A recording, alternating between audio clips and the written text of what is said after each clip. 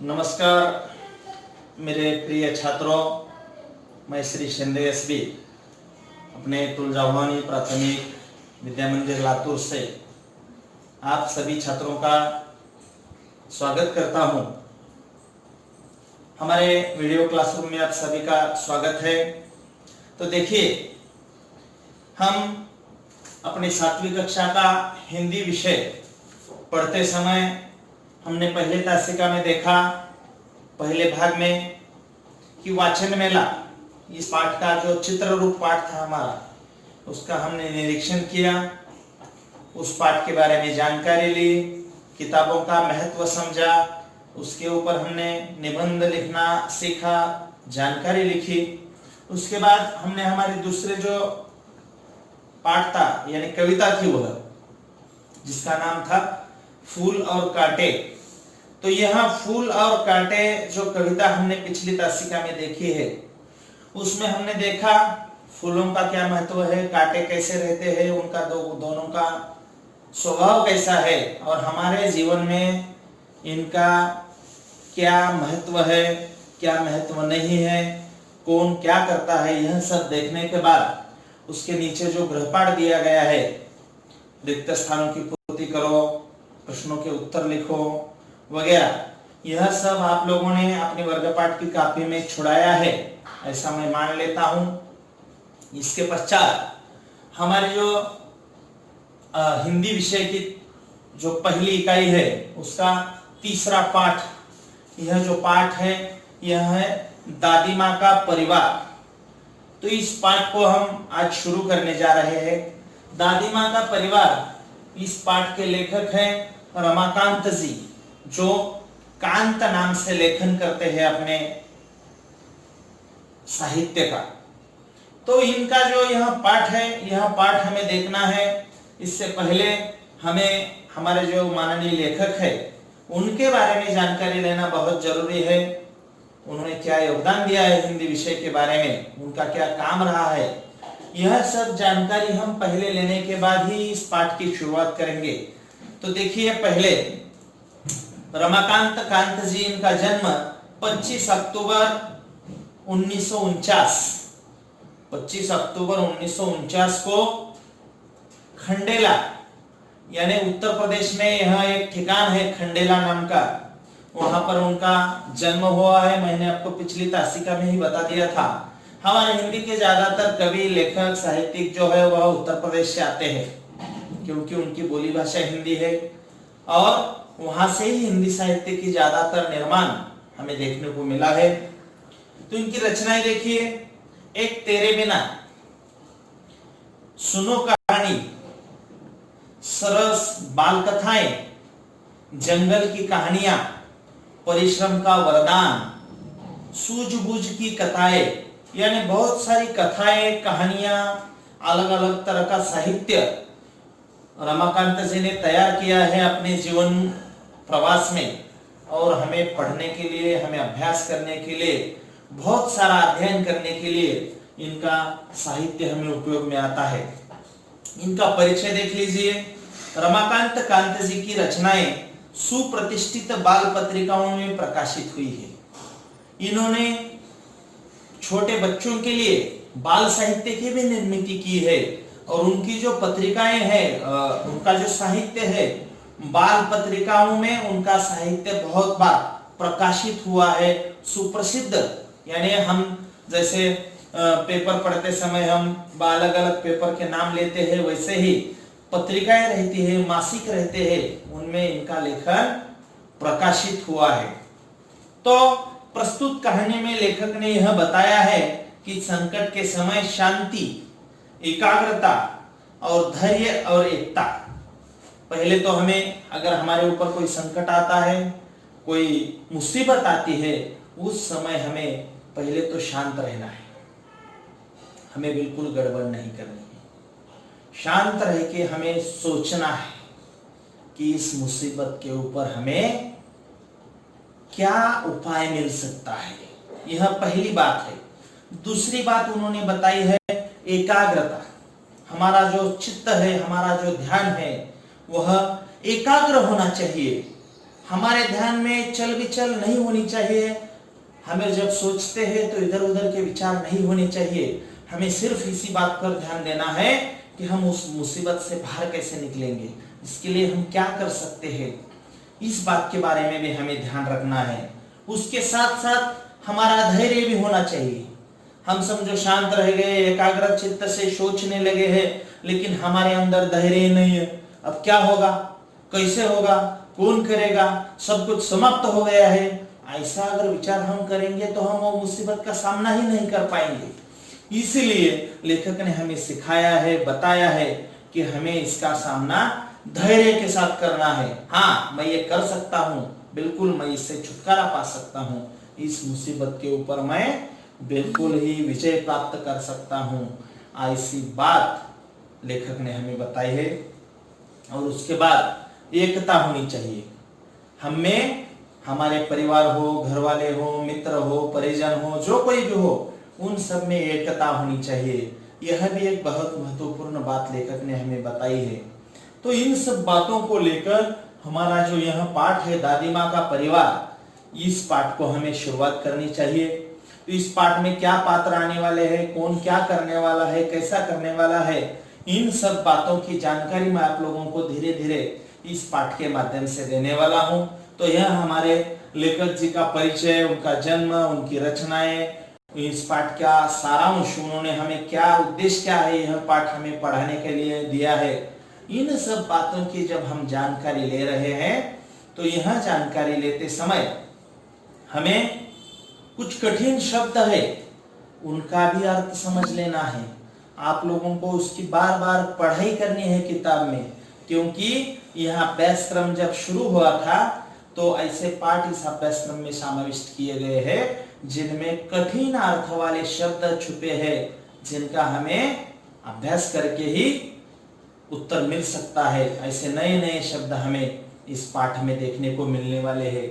तो देखिए, जरा सोचो और बताओ। पहले यहाँ पर यदि प्राकृतिक संसाधन समाप्त हो जाए, जैसे जल, वन आदि। अब देखिए, हम सब लोग विज्ञान पढ़ने वाले छात्र हैं। हमने विज्ञान का पाठ पढ़ते समय प्राकृतिक संसाधनों के बारे में जानकारी ली है। आप लोगों को भी मालूम है, जल, जल यानी पानी। पानी हमें कहां से मिलता है? प्रकृति से मिलता है। पानी के बिना हम जीवित नहीं रह सकते। पानी ही जीवन है। सिर्फ पानी ही नहीं, हमारे पेड़, जंगल, वन जो है वह भी प्राकृतिक संसाधन है।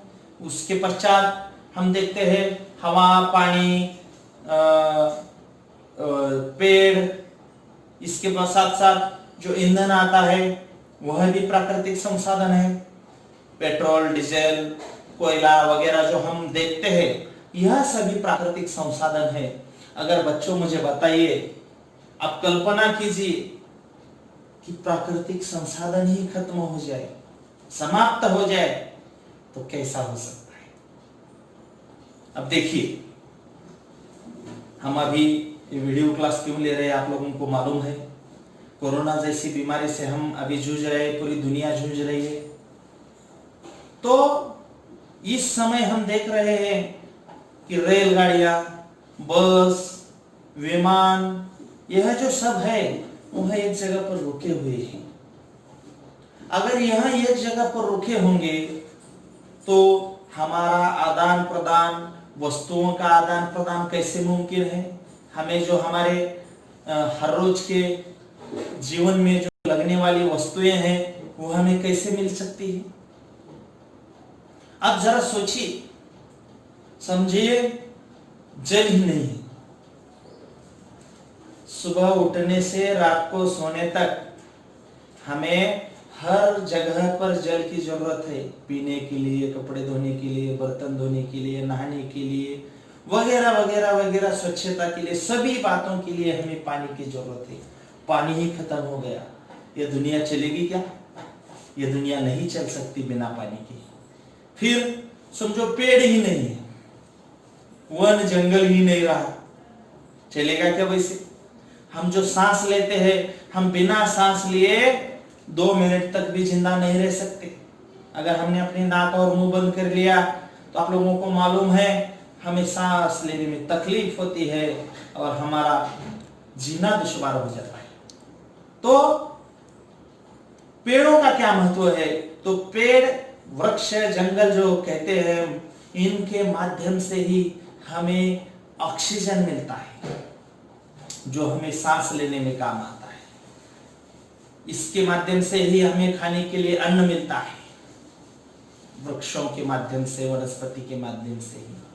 तो यह कल्पना करना भी कितना कठिन है। देखिए, प्राकृतिक संसाधन अगर समाप्त हो जाएंगे तो मान लीजिए इस प्रकृति का सर्वनाश हो जाएगा, सभी प्राणी नष्ट हो जाएंगे, किसी को खाने को नहीं मिलेगा, पीने को नहीं मिलेगा, कुछ नहीं मिलेगा।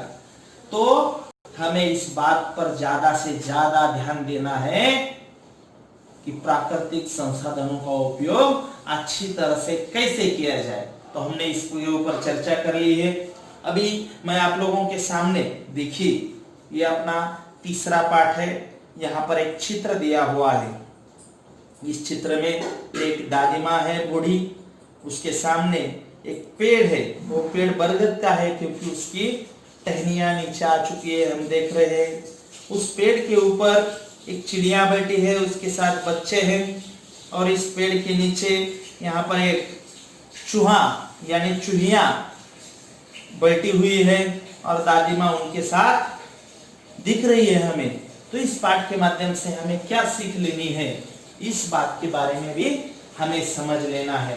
तो देखिए, हमें इस पाठ का अभ्यास करते हुए, एक छोटे से घर में दादी माँ रहती थी। यो तो वह निपट अकेली थी, फिर भी आबाद था घर उनका। एक छोटा सा घर था और उस घर में दादी माँ अकेली रहती थी। वैसे तो वह निपट अकेली थी, लेकिन फिर भी उनका घर आबाद था, यानी उनके घर में बहुत सारे व्यक्ति थे, ऐसा लेखक का मानना है। रोज सुबह दादी माँ उठती, घर बुहारती, सवारती, आंगन में आसन धरती, खाना बनाती, खाती। रोज सुबह सुबह दादी माँ उठती थी, घर आंगन पूरा साफ करती थी। साफ सफाई के बाद आंगन में आसन धरती थी, योगासन करती थी, खाना बनाती थी, आराम से खा लेती थी, परिवार जनों से बतियाती, रात होती सो जाती, दिन में मजे में गुजर रही थी। और उसके बाद परिवार जनों से बतियाती यानी बातें करती थी। बतियाना यानी बातें करना, ये सभी शब्द मैं पाठ के आखिर में आप लोगों को दे दूंगा। उसके बाद दिन उसके मजे में गुजर रहे थे, परिवारजन फल फूल रहे थे, उनके परिवारजन फल फूल रहे थे। अब देखिए, आपने तो सर बोला कि अभी अभी दादी माँ तो निपट अकेली थी घर में और अपने परिवारजनों से बातें करती थी और परिवारजन भी फल फूल रहे थे। ये कैसे बोल रहे हैं आप? दो बातें एक साथ कैसे बोल रहे हैं आप? ऐसा आप लोग बोल सकते हैं। तो इसका हमें बहुत बारीकी से निरीक्षण करना है कि उनके परिवार में कौन कौन था और क्या क्या जानकारी हमें दी गई है। अब सुनो परिवार की कहानी। दादी माँ थी समझदार सयानी। अब दादी माँ के परिवार की कहानी आप लोग सुनिए। दादी माँ सयानी थी यानी होशियार थी, समझदार थी। घर के आंगन में बरगद का पेड़ था, उस पर घोंसला बना था, घोंसले में रहती थी चिड़िया। उनके आंगन में एक बरगद का पेड़ था और उसके ऊपर एक घोंसला बना था। उस घोंसले में एक चिड़िया रहती थी। वह दादी माँ चिड़िया रहती थी, वह दादी माँ की थी संगिया, वह दादी माँ की दोस्त थी। चिड़िया का नाम था नीलू। उस चिड़िया का नाम नीलू था। सुबह उठ दादी आंगन बुहरती, नीलू फुदकती, चिचियाती, दादी माँ से बतियाती। सुबह उठने के बाद जैसे ही आंगन दादी माँ साफ सफाई करती तो वह चिड़िया आकर ची ची ची करती थी, दादी माँ से बातें करती थी। अब इनके परिवार के एक सदस्य की जानकारी हमें मिल गई। दादी माँ के परिवार में और कौन कौन था, उनका वो बातचीत कैसे होती थी, उनका एक दूसरे से व्यवहार कैसा था, इन सब की बातों की जानकारी हमें आने वाली तासिका में लेना है। तो अगली तासिका में हम फिर दादी माँ के परिवार के बारे में जानकारी, उनकी सभी बातों की जानकारी लेंगे। वहां पर क्या होने वाला है, बहुत अच्छी कहानी है यह, इसका मैं आप लोगों को अभी और ज्यादा जानकारी दूंगा। तब तक के लिए धन्यवाद।